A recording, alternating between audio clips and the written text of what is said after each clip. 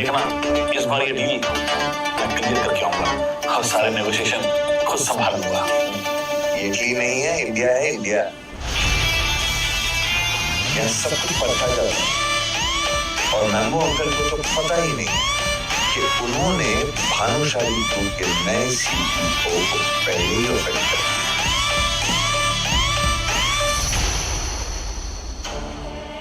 बीते सालों में कई बार जावेरी खानदान ने भानुशाली ग्रुप को प्रपोजल्स भेजे थे, लेकिन उन्होंने सारे प्रपोजल्स रिजेक्ट कर दिए। अब इसके पीछे की असली वजह जो कोई भी हो, लेकिन भानुशाली परिवार हर मामले में जावेरी खानदान से 10 कदम आगे था। ऊंचा और पावरफुल होने के कारण उन्होंने जावेरी खानदान को कभी घास तक नहीं डाली। यहाँ आने से पहले मुझे एक बहुत ही रिलायबल न्यूज़ मिली है कि भानुशाली ग्रुप अपना सीईओ बदल रहा है, और ये भी सुनने में आया है कि वो सीईओ बहुत ही यंग है। लेकिन अब जब भानुशाली ग्रुप अपने सीईओ को बदल रहा है और ऊपर से एक यंग सीईओ कमान संभालने वाला है, तो जावेरी खानदान को कुछ पॉसिबिलिटीज नजर आ रही थी। जावेरी परिवार इस अपॉर्चुनिटी को अपने हाथ से खोना नहीं चाहता था। भले ही वो नया सीईओ उनके प्रपोजल को एक्सेप्ट करे या फिर रिजेक्ट, लेकिन जावेरी परिवार एक बार फिर से कोशिश करके देखना चाहता था। नक्श का पूरा ध्यान अपने खाने पर था, लेकिन जब उसने कल्याणी के मुंह से भानुशाली ग्रुप के नए सीईओ वाली खबर सुनी, तो तुरंत ही उसका सर ऊपर की ओर उठ गया था। उसकी आंखों में एक अलग सी चमक आ गई थी। मन ही मन नक्श सोचने लगा कि भले ही कल्याणी 90 साल की हो गई है और उनसे चला भी नहीं जाता है, लेकिन मार्केट में क्या चल रहा है उन्हें सब खबर रहती है। तो फिर क्या ख्याल है, किसी के पास कोई आइडिया है कि भानुशाली ग्रुप के उस सीईओ से मुलाकात कर सके? अगर जिस किसी का भी आइडिया कामयाब हो गया और भानुशाली ग्रुप के साथ जावेरी खानदान का कनेक्शन सक्सेसफुल हो गया, तो वो इंसान जावेरी खानदान का सबसे बड़ा कंट्रीब्यूटर होगा और उसे मैं अच्छा खासा इनाम भी दूंगी। मुझे आ जाओ प्लीज प्लीज प्लीज। अरे मुझे सारी डीलिंग करी सको जो। अच्छा मुझे जाने दो, मैं ये डील क्लोज करके आऊंगी।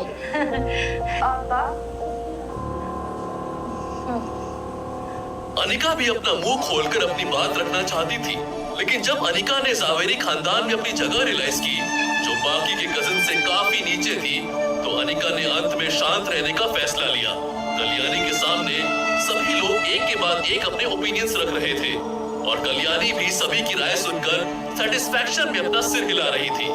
आखिर में कल्याणी की नजर मैम्बो अंकल पर गई, जिनके चेहरे पर ईगरनेस के हाव भाव पहले से ही दिखाई दे रहे थे। नवीन, ये मैटर को तुम हैंडल करोगे and don't let me down. चलो इसी बहाने हमें ये तो पता चला कि मैम्बो अंकल का असली नाम नवीन जावेरी था। मैम्बो अंकल तो उन्हें प्यार से बुलाते थे, वैसे वो प्यार के लायक तो बिल्कुल भी नहीं थे। माँ बिल्कुल भी परेशान मत हो, मैं आपको डिसअपॉइंट नहीं करूंगा और देखना, इस बार ये डील मैं क्लियर करके आऊंगा और सारे नेगोशिएशन खुद संभालूंगा।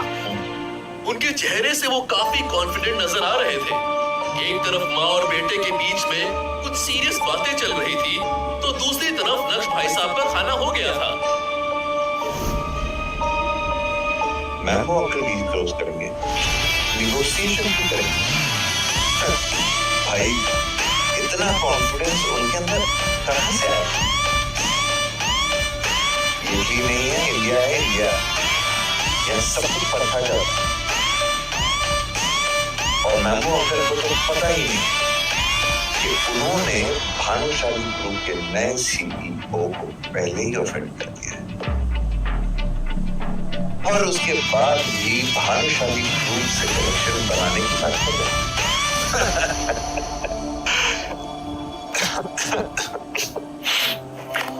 खाना बहुत अच्छा था। ऐसा लगा आज पहली बार मैंने दिल खोल के खाना खाया।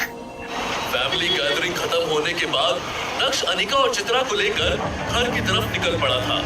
रास्ते में अनिका ने नक्श की किसी भी बात पर कोई ध्यान नहीं दिया। उसके दिमाग में तो बस कल्याणी की बातें घूम रही थी कि कैसे जावेरी खानदान भानुशाली ग्रुप के साथ कनेक्शन बनाना चाहता है और उस डील को क्लोज करने की जिम्मेदारी मैम्बो अंकल को दी गई। कल्याणी अपने चारों बेटों में से, माफ कीजिएगा, अब अनिका के डैड तो रहे नहीं, तो अपने तीनों बेटों में से सबसे ज्यादा मैम्बो अंकल को ही पसंद करती थी और ज्यादातर सारी अच्छी अपॉर्चुनिटीज उन्हीं को संभालने के लिए बोलती थी, जिसमें उन्हें इंडियन मार्केट का एबीसीडी का भी नॉलेज नहीं था। बस इटली में अपना बिजनेस क्या चमका दिया, कल्याणी को ऐसा लगता था जैसे मैम्बो कहीं पर भी फतह कर सकता है। अनिका यही सोच रही थी कि अगर वो कोई पैंतरा चलाए और उसकी आइडिया से अगर जावेरी खानदान और भानुशाली ग्रुप के बीच में डील क्लोज हो जाए तो वो अपनी अंजी कॉर्पोरेशन को भी डूबने से बचा सकती है। वैसे अभी तो उसकी डूबती हुई कंपनी को बिहार बाजार संभाल रहा था, लेकिन अब जब उसने अनिका को ड्रीम लवर नेकलेस खरीद कर दे दिया है तो क्या उसके पास भी अब उतना पैसा होगा? अनिका के मन में ये सारी बातें घूम रही थी और वो जितना इस बारे में सोच रही थी उतनी ही ज्यादा उसे इरिटेशन हो रही थी। अनिका का बर्ताव देखकर नक्श को समझ आ गया था कि वो क्यों इतनी स्ट्रेस्ड है, लेकिन उस समय नक्श ने कुछ नहीं कहा। रात को सोने से पहले अचानक से नक्श जमीन पर लगाए अपने बिस्तर से उठा और सीधा बेड की तरफ बढ़ा, जहां अनिका बस लेटने ही वाली थी। नक्श ने अनिका को देखा और उसका मन किया कि आज की रात वो अनिका के साथ ही सोए, लेकिन अपनी इस इच्छा को साइड में रखते हुए नक्श ने अनिका को दिलासा देते हुए कहा, अनिका, एक बात करूं तुमसे?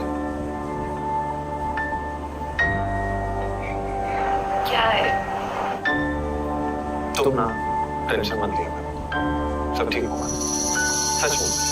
और हाँ, मैम्बो अंकल की टेंशन तो जरा भी नहीं, वो भानुशाली ग्रुप के साथ डील करके बताएंगे, बल्कि वो डील तुम्हारे अलावा कहीं और करेंगे, पक्का। तो तुम टेंशन मत लेना। मैं अपनी बात कहने के बाद नक्श ने अनिका के रिएक्शन का इंतजार भी नहीं किया और वापस अपने जमीन वाले बिस्तर पर जाकर लेट गया और आंख बंद करके सोने की कोशिश करने लगा। नक्श की बात सुनकर एक पल के लिए अनिका शॉक्ड रह गई थी। उसे यकीन नहीं हो रहा था कि नक्श ने उसके दिमाग पे चल रहे उन थॉट्स को पहचान लिया था। हालांकि जो कुछ भी नक्श ने कहा उसे सुनने के बाद अनिका स्पीचलेस हो गई थी। अनिका नक्श की बात पर यकीन नहीं करना चाहती थी। अगर वो भानुशाली ग्रुप के पास डील लेकर गई और वो डील क्लोज होगी ही होगी, इस बात की क्या गारंटी थी? नक्श को कैसे पता कि उसके चाचा और उसके बाकी के कजिन्स इस डील को क्रैक नहीं कर पाएंगे? नक्श तो अनिका को कंफर्ट देने आया था, लेकिन अब तो अनिका और भी ज्यादा कंफ्यूज दिखाई दे रही थी। अनिका उन सब चीजों के बारे में नहीं सोचना चाहती थी, इसलिए सब कुछ भूलकर उसने अपनी आंख बंद की और सोने की कोशिश करने लगी। उधर जावेरी खानदान में मैम्बो अंकल पूरी प्रिपरेशन कर रहे थे कि कैसे भानुशाली ग्रुप के साथ कनेक्शन बनाया जाए। साथ ही साथ अनिका के कजिन्स भी ऐसा भी सोच रही थी कि अगर वो डील किसी से भी क्रैक नहीं हुई तब वो कोशिश करेगी।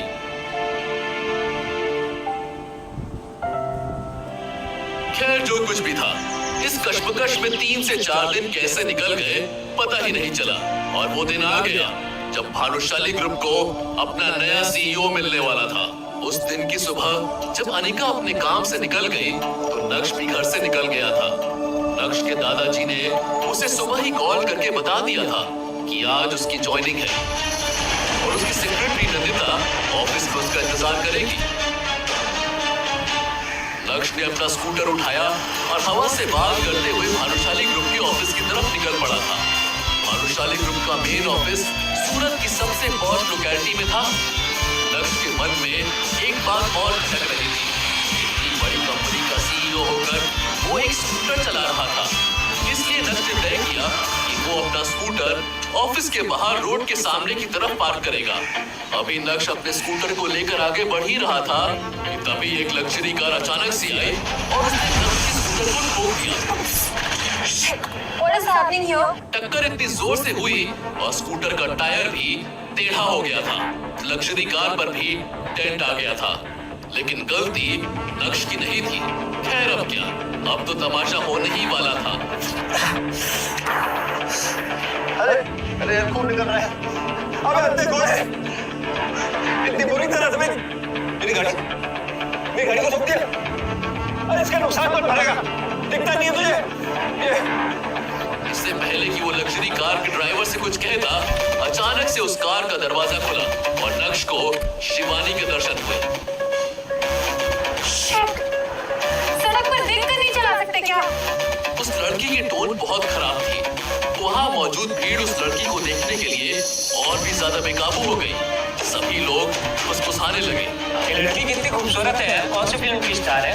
सही मायनों में जब नक्श की नजर उस लड़की पर पड़ी तो नक्श के चेहरे का एक्साइटमेंट देखने लायक था। शिवानी तुम? अरे नक्श, तुम यहाँ क्या कर रहे हो? वाह, क्या कोइंसिडेंस है। नक्श भी आज ही सीईओ की कुर्सी पर बैठेगा और शिवानी भी आज ही अपना कॉन्ट्रैक्ट साइन कराने आई। शिवानी और भानुशाली ग्रुप के बीच अब एक नया रिश्ता बनने जा रहा था। ऐसे में भला नक्श शिवानी के साथ इस हादसे को लेकर बहस कैसे कर सकता था? इसलिए नक्श पूरी तरह से खामोश हो गया। 2 दिन पहले शिवानी ने न्यूज़पेपर में पढ़ा था कि भानुशाली ग्रुप के मेन सिक्योरिटी गार्ड को दिन में अचानक से कार्डियक अरेस्ट आया और उसकी मौके पर ही मौत हो गई। इसलिए कंपनी अब एक जवान सिक्योरिटी गार्ड रख रही है। क्या वो नक्श है? मन ही मन ये सोचते हुए एक बार फिर से शिवानी ने नक्श की ओर देखा और मुंह बनाने लगी। नक्श, तुम्हें देखकर चलाना चाहिए ना। देखो, मेरी कार डैमेज हो गई। तुम तो इसका पैसा भी नहीं भर सकते, है ना? सी? शिवानी अपनी लग्जरी कार पर आए स्क्रैचेस और डेंट्स देख रही थी और ये सब देखकर उसका दिल भर आया था। कल ही तो शिवानी ने नई कार ली और आज पहली बार जब कार बाहर निकली तो उसका कल्याण हो गया।